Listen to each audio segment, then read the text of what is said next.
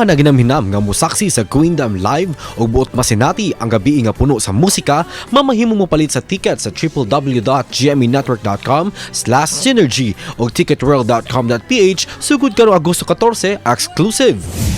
Gumikan sa karakter nga gidala ni Jillian Ward isip Doc Annalyn sa Afternoon Prime series nga abot kamay na pangarap, wala tang tanga sa iyang dream list ang sudlo ng kalibutan sa medical.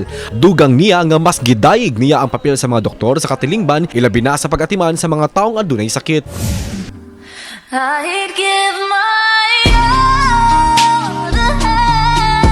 Kini ang video ni Jack Roberto nga daw mipaambit siya sa iyang kaalam kung unsaon malikayan ang pagselos. Pipila ka makapuso og sparkle artist ang game kaayo sa selos class ni Jack Roberto.